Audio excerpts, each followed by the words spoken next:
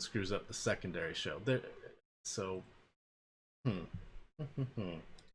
is where it would be fun to have a nice little punch list to see what I should do differently. So let me think about this. I am going to... Here we go.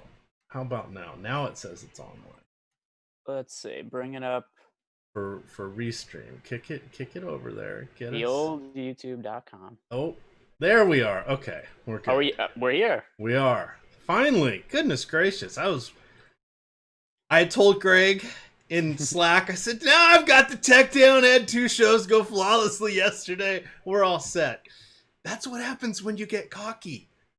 The gods don't like that. They reach down and smack you around a little bit, but here we are. Now it's officially Sunday Fun Day. Not to fear, viewers, dear gamers, we have 6 games on our Sunday MLB main slate. That is like the fewest I have ever seen. Now, we do have 4 at 4 o'clock, and then there is an evening game, but with the 6 teams not playing due to the COVID issues, and then one team I think they're still trying to get in a doubleheader that starts it here shortly. I thought that might be a weather issue as well. So we've got all sorts of moving parts, but that's okay because we're here for you, and we've got a show right after us. So we're going to get off here at 1, even though lock today is at 1:05, because we want to give Josh and Zach a chance to go through all of the NBA. There's 5 games on the NBA slate today, starting at 2 o'clock.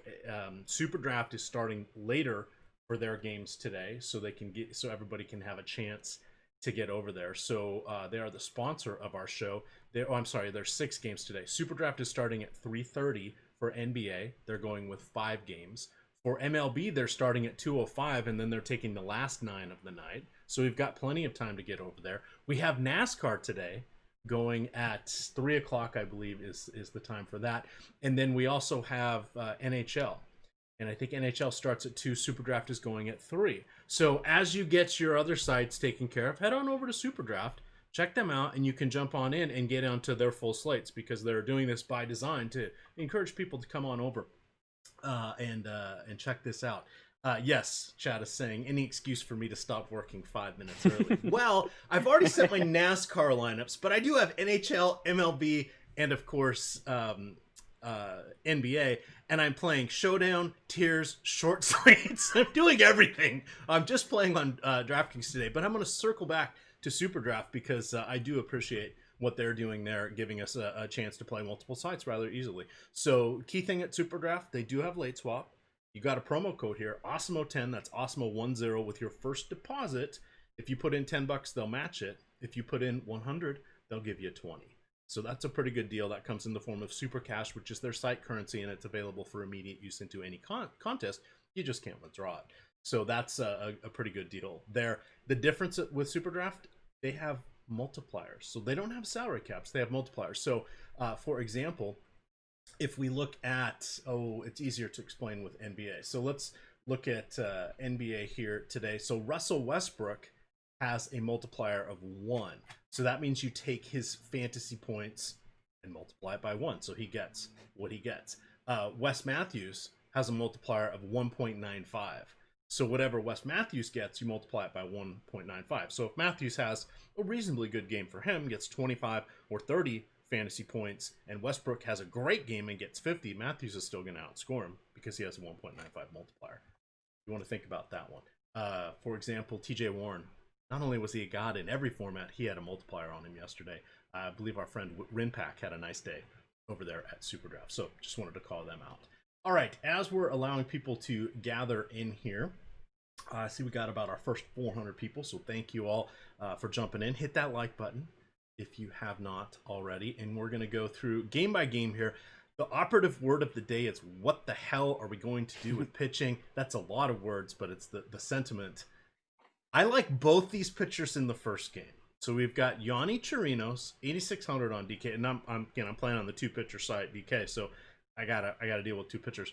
Tommy Malone, I'm okay with him as my second pitcher, even though I'm going to tell you Hunter Renfroe is my home run call of the day and my favorite hitter, non-Coors Field division. Can we do all of this, Greg? Does this make sense? I think it does. All right. Well, first, happy to join the program. Good to see Emac finally got the show up and running. We've got everything. We've got everything underway. Next week you're gonna second show and you're already comfortable enough to tease me. You're gonna be gold. Okay. All right. So pitching today absolutely sucks. Like if you look at your lineups and you're confident in the pitchers you rostered, you're doing something wrong, because there's no way to be confident in these pitchers. So Emac and I were talking about this before the show. What I'm going to rely pretty heavily on is Alex's top pitcher percentage projections tool, which is up on Awesemo.com. And I'm just going to leverage some of the ownership and some of the pitchers that he projects to be the potential top scoring ones. Just because I don't think you could look at this and say, like, oh, I confidently think Dylan Cease is going to be good today. I don't think you could confidently say that Tommy Malone is going to be good today. I think you're just kind of looking at it as what percentage chance is there of these guys not sucking compared to some of the other guys. And then you kind of make decisions from there and build your lineups from that spot. So with Tommy Malone, 7,300, not the greatest matchup against Tampa Bay. Also, obviously playing in Baltimore, this is a hitter's park. The wind is also blowing out. So I think he's okay at 7,300. Actually, compared to his projected upside, compared to his ownership, I think he makes for an okay play. 21% chance of being a top 2 pitcher compared to a 15% ownership projection. A little bit concerned about how deep he's going to go into this game, because he only pitched 3 innings last start, and he pitched as a reliever for a lot of last year. So who knows how deep he'll be allowed to work into the game. But still, veteran pitcher who's been not terrible at some points in times and cheap at only 7,300. I do think he's viable. Yanni Chirinos is a preferred option for me on the other side of the game, especially because a heavy sinker ball pitcher, he could generate ground balls. That might mitigate some of the hitter's park. That might mitigate some of the wind that's in play in this game. And then also going up against Baltimore, obviously a much easier matchup than what Malone has going up against the Rays. So Chirinos at 8,600 on DraftKings. I think that he's an okay play. Would be overpriced on basically 100% of any other slate, though. Yeah, and with Wade LeBlanc, you mentioned he may only go 3 or so innings. I'm perfectly fine with that. I don't want him to go a third time through the lineup. I'm okay. It's like Jake and I were saying last night with Tuki Toussaint. I'm like, I'm okay playing him. I don't want him to go through the lineup more than the second time. I'll take the strikeouts. I hope he gets his 55, 65 pitches. That's great. But then they kept him going after 60, and they put him out there again, and he put a runner or two on. I'm like, what the hell are you doing? We had a nice clean outing here. We were getting out of this, and now you're putting my nice little number at risk here. That's what I'm feeling about Wade LeBlanc. What's funny about that is because you mentioned that, like, I'm okay with 3 innings, and there is a point in me where it's like, if I have a pitcher who's pitched like 3 clean innings, like, I'm always going to be like, get hurt in between innings, get hurt, where it's like, he's got 9 DraftKings points. I don't want him to come out for any other innings, because there's a chance of that positive score turning negative really quick on this slate. Yeah, and that's a wild way to place it, but that's kind of where we are. I don't think we're at the point where we want to look to put in relievers here. No.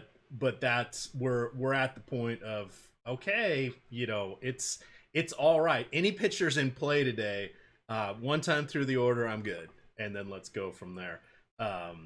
From that standpoint, and they're asking, did Tukey ended up doing pretty good? Yeah, he was solid. He ended up getting out of that jam, but boy, we could have seen that. He was up to, I forget when I stopped looking, but he was at like 11 DK points. I'm like, just like you said, I'm like, this goes back down to 6.5. I'm gonna be annoyed. So yeah, I think if I remember correctly, he ended up on the winning lineups in tournaments last night at relatively low ownership. So he definitely ended up being a good play. 14.8 DraftKings points, 74 pitches. He did make it through that 4th inning. 3 hits, 3 walks, the 5 strikeouts. We knew he'd get the strikeouts, but he's sort of the Nuke Lelouch. He kept his, let's see, that still has his just above a 10 K per 9 in his major league appearances. Wow.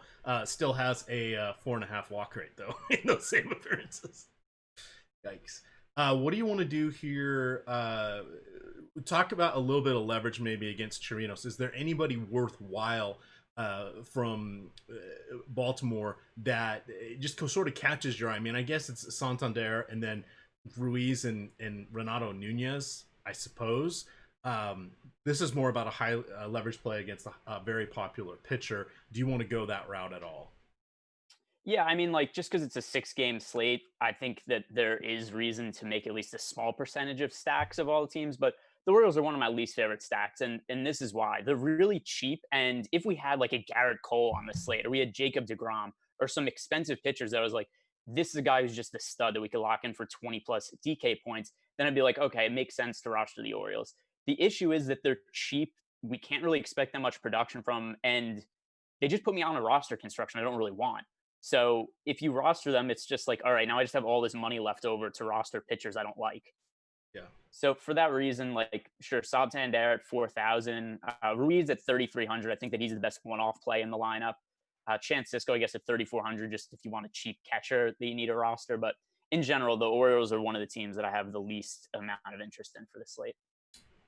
So there, some people are asking in the YouTube chat: Is Chirinos on a pitch count? Yeah, everybody's on a pitch count at this point, whether they're saying they are or not. I don't know how many pitchers are going to get to go above 80 pitches.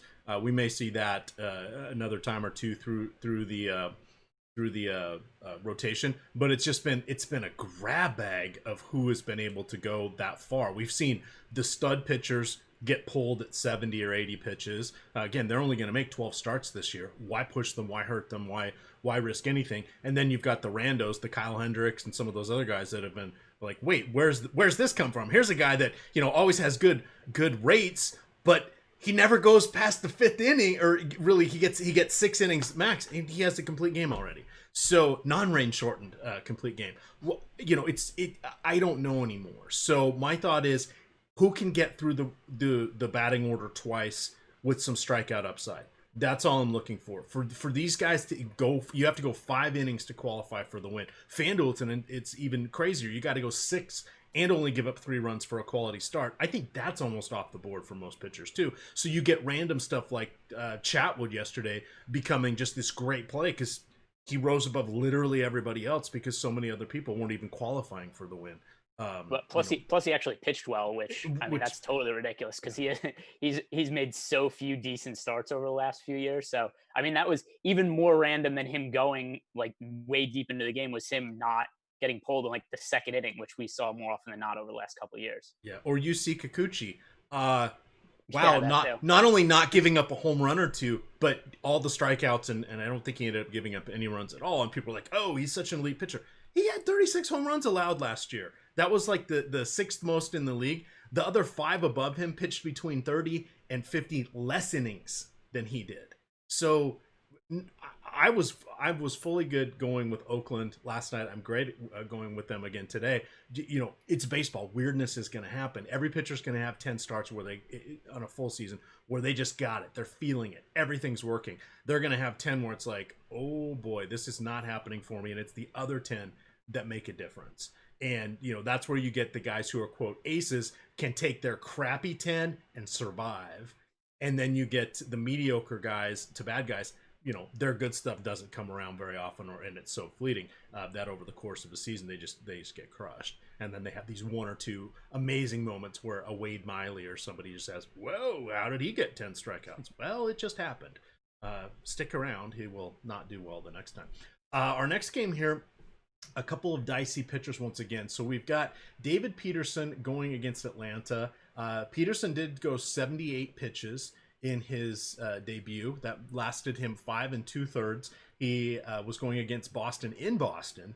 Had 6 strikeouts, 2 runs allowed. On the other side, you have here Kyle Wright, who has been marginal. Now, I don't worry as much about his negative fantasy point performance. I'm looking at the 54 pitches he had, figuring, you know, maybe does he get 65?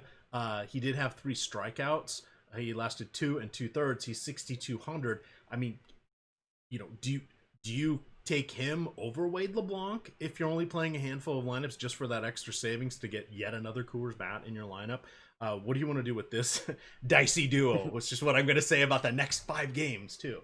Yeah, I think that you were very kind with the way that you introduced some of the pitchers in this game, as if there was, you know, some sort of not terribleness to them. I will say this about Kyle Wright. He strikes guys out. And if you're looking on a slate like this where the pitchers are bad and just somebody who might have strikeout upside, like he strikes out over a hitter per inning.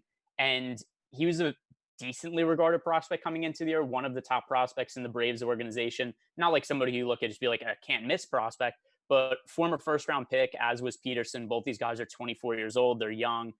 And Kyle Wright is able to strike guys out. So for that reason, I think that he's in play, especially because of the price tag on DraftKings as an SP2, only 6,200. So if you look at somebody who, has potential to go like 4 innings to get 5 strikeouts, maybe he, backs into 10, 12 DK points, and that's enough to be solid as an SP2 on this slate.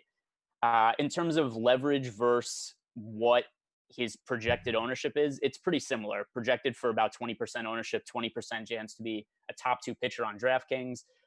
If you're rostering him, it's probably to get to those Coors batch just because he's so cheap. I will say that I prefer him to David Peterson. Peterson, $800 more expensive, doesn't have the same strikeout upside as Wright. So if you look at Peterson's last game, he didn't give up that many runs, but he also only struck out 4.76 hitters per 9 innings, walked about the same amount of guys that he struck out. So in a tough matchup against the Braves, not a lot of swing and miss stuff. I think there's a decent chance that he gets blown up in this spot. I mean, that goes for every pitcher, but I think that he has a chance of getting blown up without getting strikeouts, where at least if Kyle Wright gives up runs, I'm confident he's going to get some swing and misses along the way. All right. Chat pointing out to me that it is, in fact, not Wade LeBlanc. It is Tommy Malone. All right. Same pitcher, in all honesty. and I had some LeBlanc yesterday. They're both kind of lefties. Still totally fine going with Tommy Malone. My apologies for conflating the two there, but it's for me. I think, they were both former Mariner pitchers, right? I'm almost positive. I think Malone may have been on every. LeBlanc was on the Mariners last year. Malone might have been on every team in the league. Malone was on. Oh, Malone was with them last year as well. So hey, they couldn't hack it with the Mariners. Here they are in Baltimore, where pitchers go to die. I guess. That's always a fallback. If you're a veteran pitcher who's burned out on 15 other teams in the league, there's a spot for you on the Baltimore Orioles. Yes, just before you get to the KBO. Yeah. Hi, Dan Straley. See you. See you over there. KBO right. Ace Dan Straley. Yes. Well, let's not shortchange him there. If we're going to look at any of the hitters on this one, who's popping for you? Yeah, I think the Braves overall do make for a decent stack, especially compared to the ownership that they're projected for. Only 5% stack ownership. David Peterson, I think maybe people might look at his ERA last start and just be like, hey, this guy doesn't give up a lot of runs, but his peripherals weren't that good. He gave up a lot of contact. So I think there's a good chance that the Braves score a lot of runs. One guy in particular, Ronald Acuna, who got off to a really slow start this year, but is starting to make better contact, had a big game yesterday. I think that he's a good high-end bat who might get overlooked just because of the Coors game and people maybe being burned by him in some of the earlier games this season where he struck out in 10 of his first 15 at bats or something like that this year. But Acuna is really talented. He's one of the best players in baseball, and it looks like he's starting to round into form. So I think that he makes for a good pivot guy to pay up for over some of those Coors Field bats. All right, moving along here to our next game. We're now in the 2:00 game. So we've got 2 1:00s, 3 2:00s, and then the Coors Field extravaganza. We are still waiting for the Coors Field lineup. We just got the Padres. Nice. We'll talk about that when we get there. But if you need a cheapie, Jake Cronenworth batting 9th, but he is 3,500. Gets that lefty righty matchup against Antonio Civale. Let's talk about sort of a pseudo Coors Field scenario here. We've got the Royals. We have your friend and mine, Jake Junis. Jake Junis, another guy that you're going to find in the Spotlight Hitters and Stacks article quite a bit. Let me drop the link to that here in chat. That not only is a free article at the top, it also has the promo code for SuperDraft to get your deposit bonus there. The promo code's Awesemo10 with your first $10 deposit, or if you put in $100 with your first deposit, use the promo code Awesemo10, they'll give you $20. And it also has the Awesemo promo code that expires at the end of tomorrow, Restart. One word, because Restart is one word, but that gets you 1 month of Awesemo premium content, all access for all the sports, and 1 month, wait for it, not only is it half of the Major League Baseball season at this point, It might even be all of it at the rate they're going. So just saying, 1 month is a pretty good deal. That'll get you 4 weeks into the hockey playoffs. It gets you into the NBA playoffs after they do their 8-game warm up section here with their little warm up sprint. So it's definitely a great deal. That goes away on Monday. So promo code Restart will get you all access to everything for $45. Okay, on to the next one here. I did want to mention Jake Junis. Why do I want to mention him? Well, because he's not good. 63 home runs over the last 2 seasons. That is 7th most in that time frame. 37 have been to righties. Don't worry, 26 have been to lefties. You can play guys from either side of the plate. The respective home run rate per 9 inning is 1.88 to righties, 1.33 to lefties. The White Sox, lots and lots of power. And then they went, wait for it, and added Edwin Encarnacion and Yasmani Grandal. And then rookie Luis Robert got his home run early on yesterday in that game. That's his 2nd of the season. They're all over the place here with Abreu, Eloy Jimenez, Yohan Moncada. Let's look at that starting lineup, make sure that is who it is. Yes, those guys are all in there. Plus Nicky Delmonico, Nick Madrigal at 2,500, and Danny Mendrick at one of the top prospects in baseball, Madrigal. Good things about that: 1, he's second base, and 2, extreme savings gets you those Coors Field hitters. What do you want to do here? Because I don't feel good about Jake Junis as a second pitcher unless he's going to pull a Tyler Chatwood.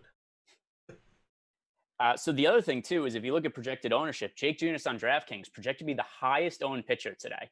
So to me, I look at this slate. The easiest way to get leverage on the slate is you stack the White Sox. There's a lot of upside there. Like you mentioned, the home run upside. Jake Junis is projected for 44% ownership today on DraftKings at 7,100.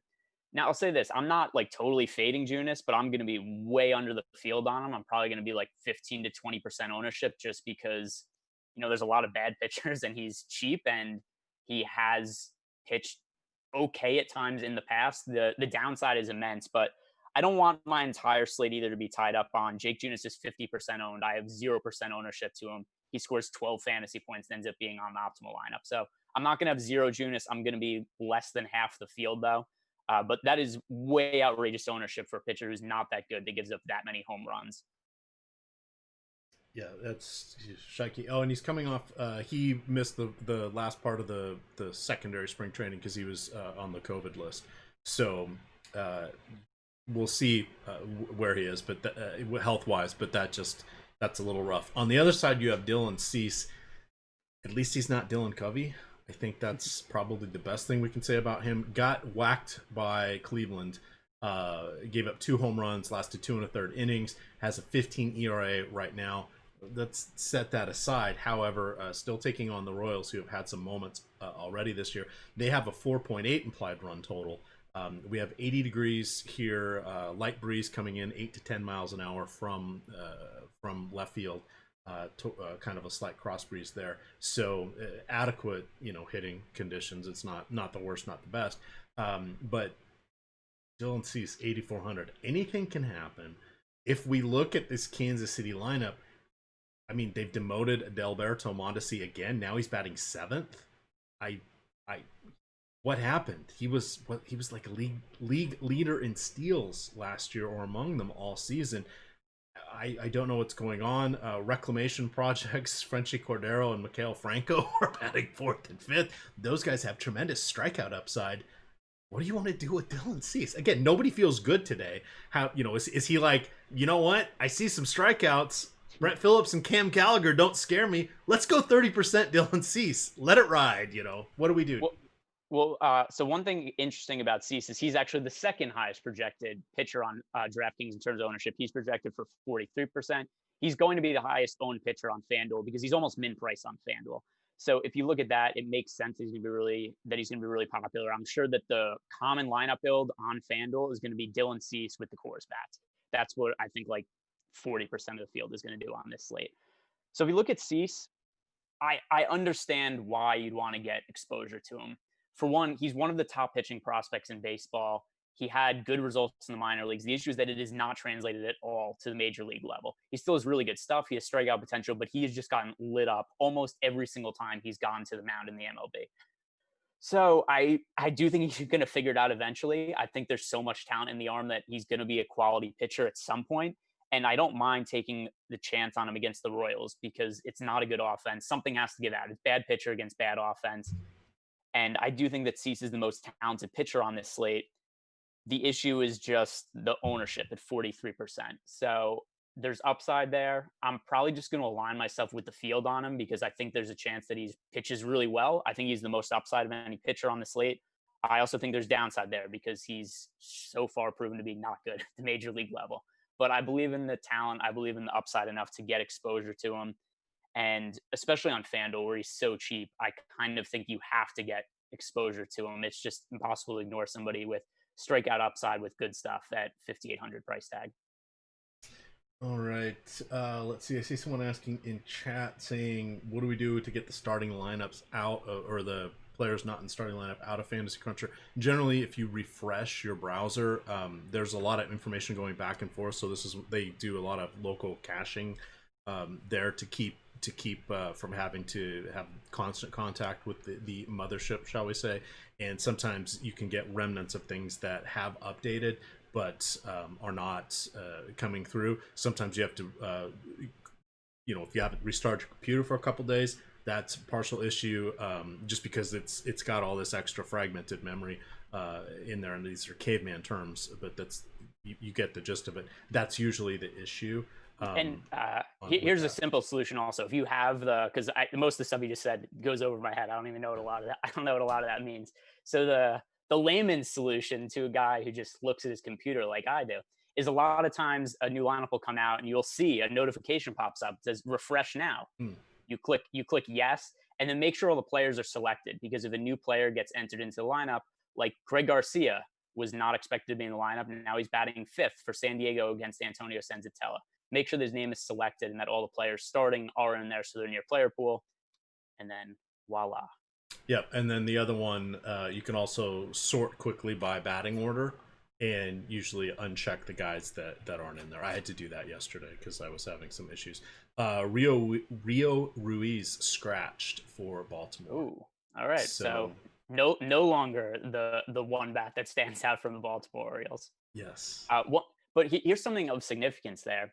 I like Yanni Chirinos a little bit more now. Like 3% more.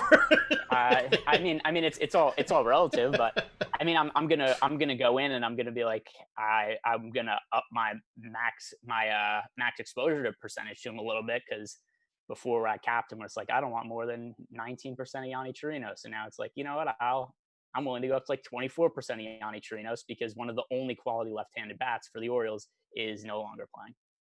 All right, on to our next game here. We've got Tyler Clippard acting as the opener. Tyler Clippard, longtime Nationals reliever. Really liked him a lot. He generally does not go multiple innings. I do want to point that out. So even though he's the opener, it would shock me if he goes a second inning, or he may come out for if he gets a relatively 1-2-3 first inning, he may come out for a batter or two in that next inning, but he's really not going to go that much. He's already made 5 appearances this year. He has not gone over 20 pitches.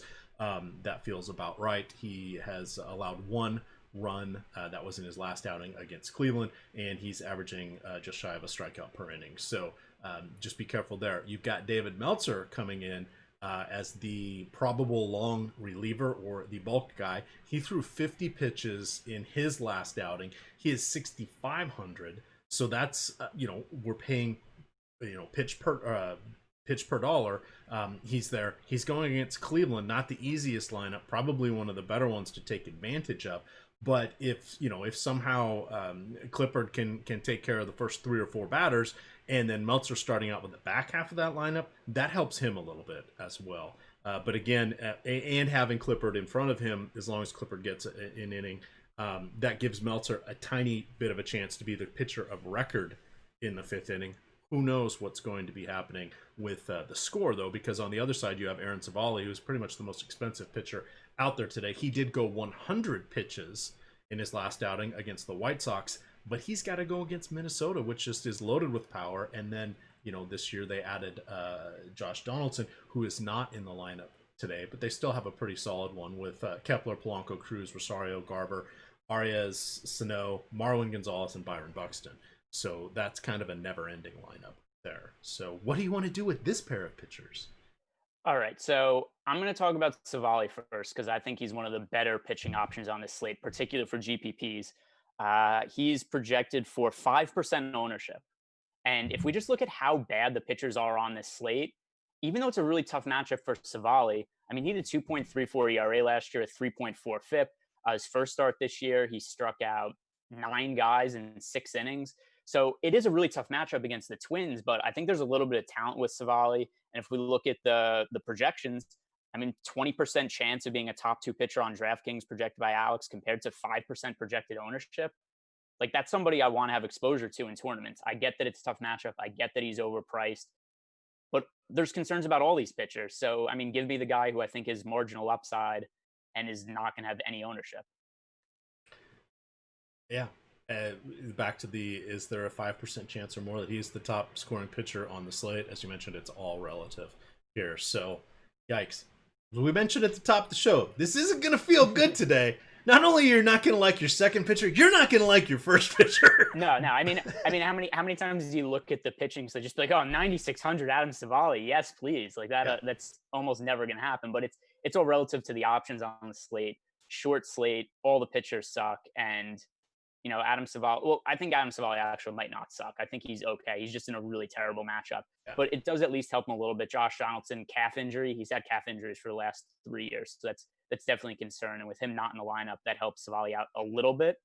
And yeah, I think he's an okay option, especially relative to his projected ownership. Yeah, and 70 to 75 degrees in Minnesota today. Slight cross breeze from third to first base. So let's see. They just said thank you. They've just mentioned that we've got a new ownership run here with Civale coming up. Oh, I've got so many tabs open. Let me see if I can get over to an ownership tab. Do you have that handy?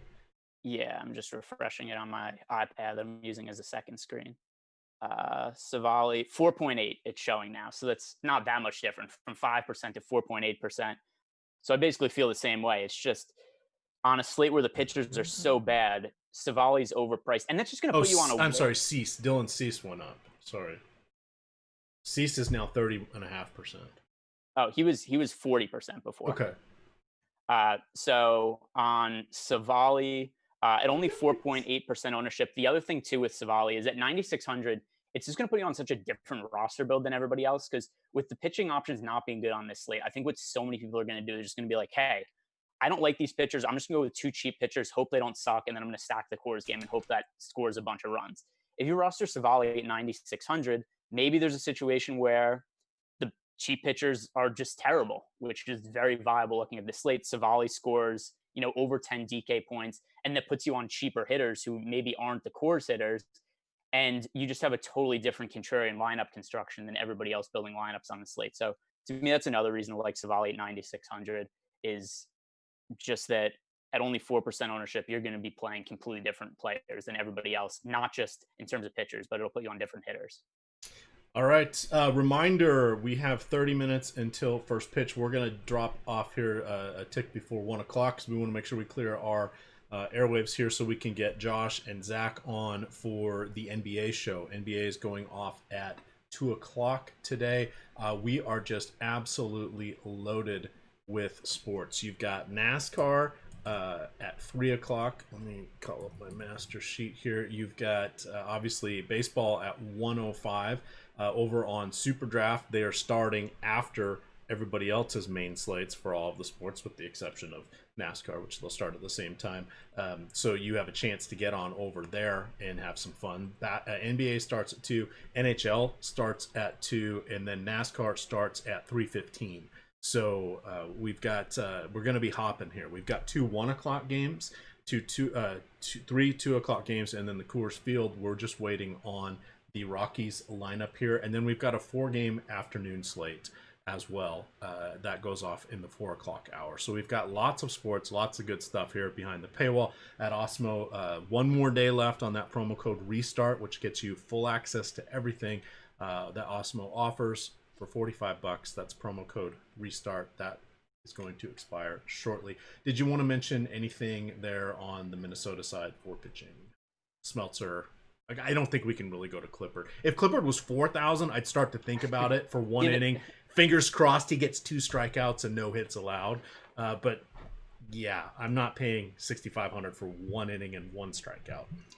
No, I wouldn't roster him. Even for the long relievers, like, I don't mind it for the really short slates, like if we're at like 3 or 4 games. But the issue with the slate this big is you just don't know who's going to come in necessarily. Like, even when it's reported, there's been situations like, remember last year with the Rays when they were going with all those bullpen games, there were some days where it was reported like, this guy's going to be the long reliever. And then the game would happen, that guy just wouldn't be the long reliever, and there'd just be a pitcher with like 10% ownership that never comes into the game. No, Beekman didn't pitch 2 days in a row Yeah. as the probable longer. Yeah, that's just a mess.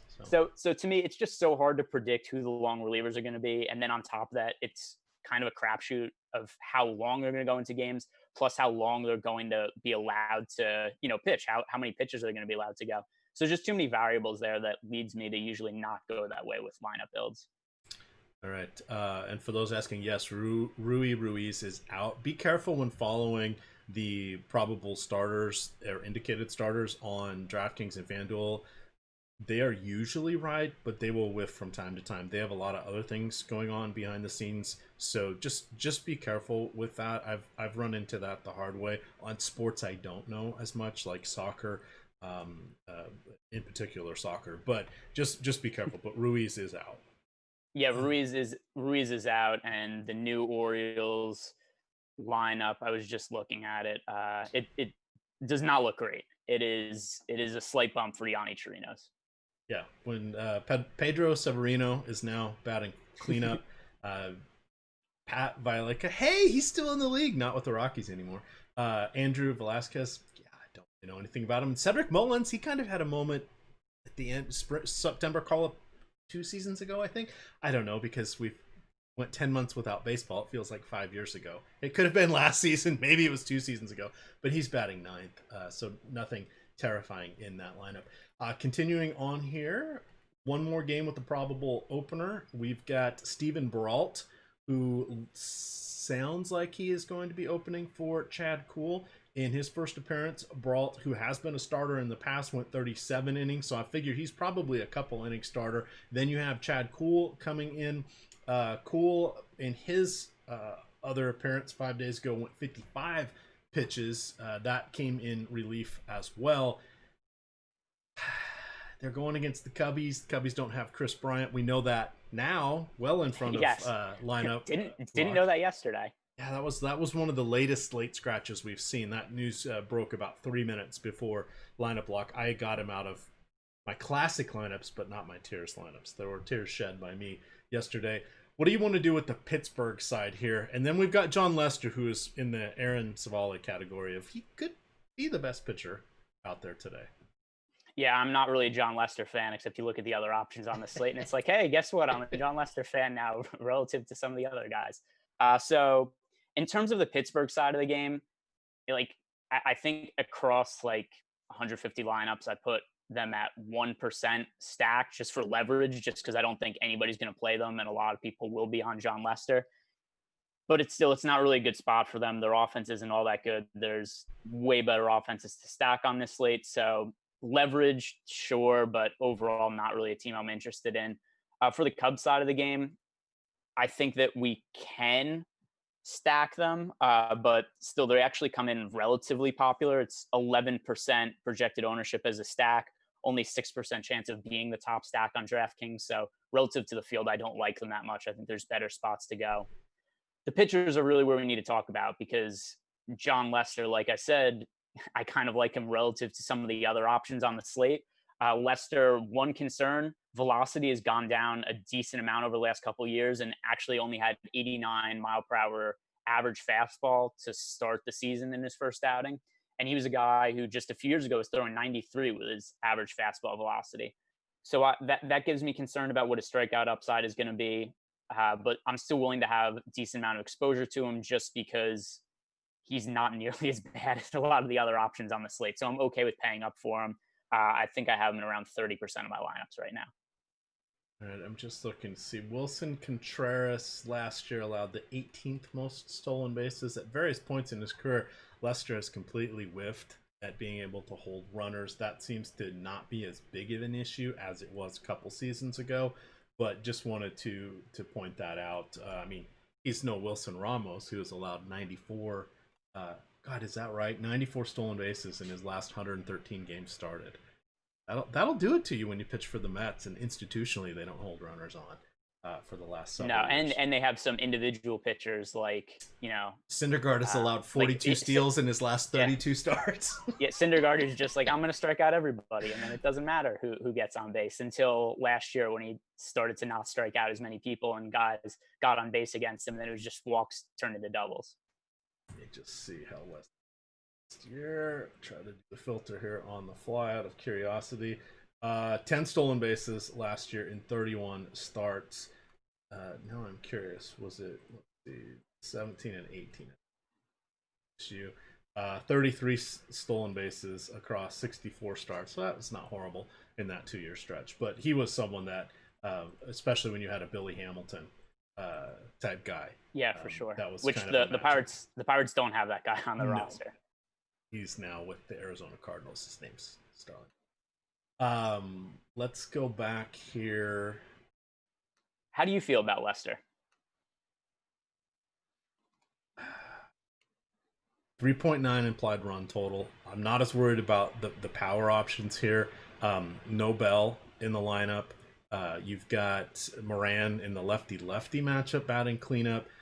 The only people that are kind of scary is Jose Osuna, I guess, a little bit.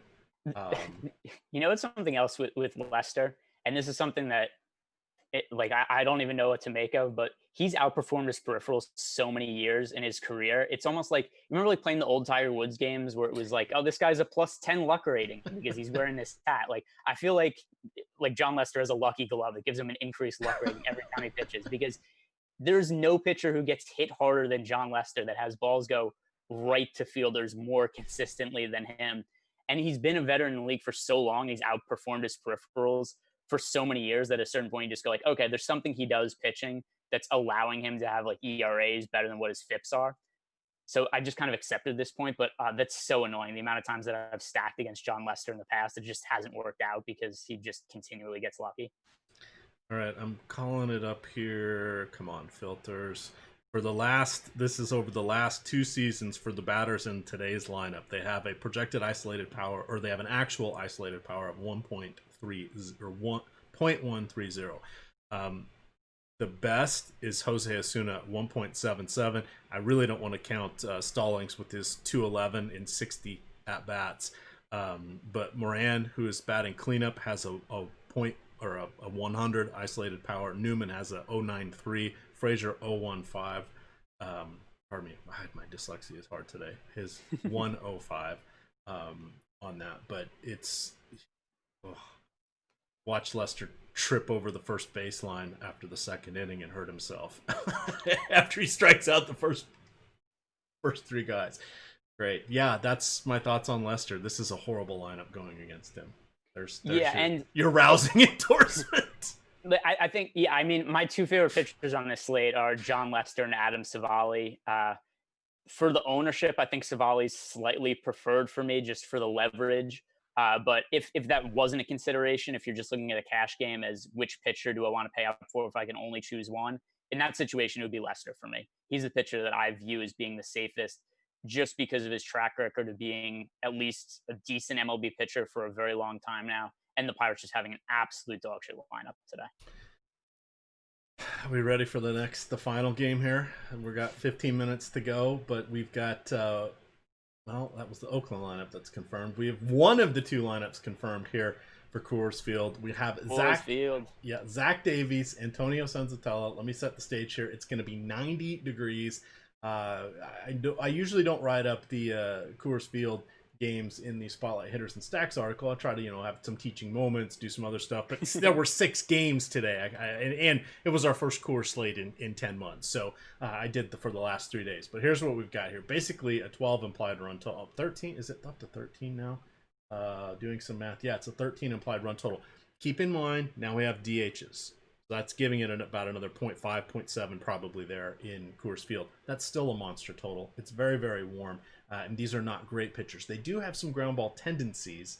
Don't give up a boatload of power, but they're kind of league average, and they're below league average with the strikeouts. So what they do is they allow base runners. If they don't get out with fortuitous double plays, we have a little conga line going around the base paths. These specific numbers for our friends here, we've got... So over his last 690 batters faced, Zach Davies has a 5.06 FIP, which kind of neutralizes for park factors and defense there, so that's not really good. And a 5.5 strikeout rate, 41% ground ball rate. It's an okay ground ball rate. 50 is elite. One thing is, though, is you do not want to be a pitcher that gives up a lot of contact at Coors Field. It's yeah, that's an excellent point there. Thank you. It's not as much about the home runs. It's about the massive outfield and gaps. And line drives really are key to sustaining innings, crooked number innings. This is where it gets messy. So against him, we're hoping it's in the lineup. We don't have that one yet, but Blackman, Dahl, Story, and Arenado obviously are the top four. But depending on what's going on, you could get they play again tomorrow. They're 1 day off per week, so no surprise. But the Rockies usually like to rest somebody on Sundays. A lot of times it's been Story. Previously it was Tulowitzki. Usually it's not Arenado, but sometimes it's Charlie Blackman, who's dealing with his recovering from COVID and all that stuff. So who knows? But one of those guys may be out. That means there could be a decent, somewhat discounted play. Everybody's free for the most part on FanDuel. Combined for their projected starters, they had 3 above $4,000. DraftKings did a really good job. People at 5,000, a couple people at 6,000, basically. So it makes it more of a challenge there. Senzatella on the other side. We want to go to the lefties. 400 WOBA, 200 ISO in his last 290 lefties faced. So anybody that's a lefty, you go for it. I mentioned Cronenworth down at the bottom of the lineup. Hey, so's Jerks and Profar. That's not a bad 7-8. Wrap it around with somebody else. Get Trent Grisham in there, etc. And now I'm... And Greg Garcia batting 5th. All glove, no bat, Greg Garcia. Everybody's bad at Coors Field. I like Greg Garcia a little bit in this spot. All right, he is Greg Garcia in Coors Field is about the equivalent of the pitchers we've talked about today. You're just like, fair enough. Gonna play someone there. It's gonna be. He's also not expensive, which is a nice benefit when you get somebody who's fairly cheap in the middle of the lineup at Coors Field, and also is a lefty going up against Antonio Senzatella. I like Greg Garcia. All right. So what do you want? What is your big takeaway from this game? Because this is likely for all the marbles, but as we saw last night, hey, that may not happen. Baseball, there can be 0 runs scored through 7 innings in a game. It'll happen. Friday night, that was kind of the case, and then everything went nuts for the last few innings. So where do you think it's going to land today? So these teams shouldn't really come as a shock. They are the 2 teams with the highest percentage being the highest stack, according to the top stack tool on Awesemo.com. We've got San Diego coming in 22% chance being the top stack, Colorado 14% chance, and that's actually both of them higher than what the projected for ownership. So I think that they both make for pretty good stacks. If you want to be contrarian with your Rockies and Padres stacks, rush some of the guys at the bottom of the order. That's what I like to do a lot of the time, because we see this all the time at Coors Field where there could be an 8 or 9 hitter that ends up scoring, like 18 fantasy points because they hit a home run. They come up with guys on base and they hit an extra base hit, knock in some runs. So that's, to me, the best way to be contrarian with stacks is include a guy at the bottom of the lineup that's going to have less ownership than the guys like Fernando Tatis or Charlie Blackman or whoever projects to be really highly owned. Is mix them in with some of the lower ownership guys who are also less expensive. All right, we've got about 8 minutes. Remember, we're dipping off. Lock is still 105, but on SuperDraft, lock is later across the board for everything. If you guys have not made your first deposit on SuperDraft, if you use the promo code Awesemo10, that's Awesemo10, put in $10, they will match you with another 10. If you put in 100, they will give you 20, and that is available in Super Cash, which is their site currency, and that goes into play in any contest. As long as that's in your account, that comes out first. They are starting their basketball with the last 5 games of the slate. That's from a 3:30 start, and they're starting baseball at 2:05. So, and they're taking all the late games, so you can get some nice Coors Field fun. You can maybe look at some of the people on the late slate.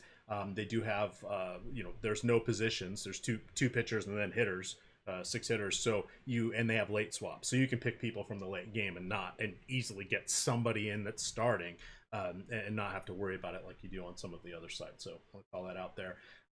We still don't have that Rockies lineup, but let's kind of wrap things up here. Greg, what are our big takeaways? Ooh, sounds like we are going to get that lineup shortly. Our news god has already posted it behind the paywall. Says there's no Trevor Story. Hey, I think I just mentioned something. There we go. Someone. It's like the future.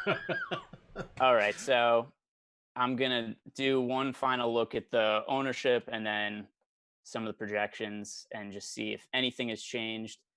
Civale has changed a little bit, so we've got Aaron Civale now up to 6% projected ownership on DraftKings. Still too low, in my opinion, for the weak pitching options on the slate. So I think that he makes for a good leverage play on the high end. Safest cash play at pitcher, I still think, is John Lester. And then for offensive stacks, it's hard to get away from Coors Field. But how about let's do this. If you have to stack a team that isn't a Coors Field team, who do you feel most confident in? I do want to give that lineup here. Oh, Story isn't. So here's the lineup. It's not on all the other sites yet, but this is just posted out. It's Dahl, Story, Blackman, Arenado, Murphy, McMahon, Kemp is in the lineup. He played last night.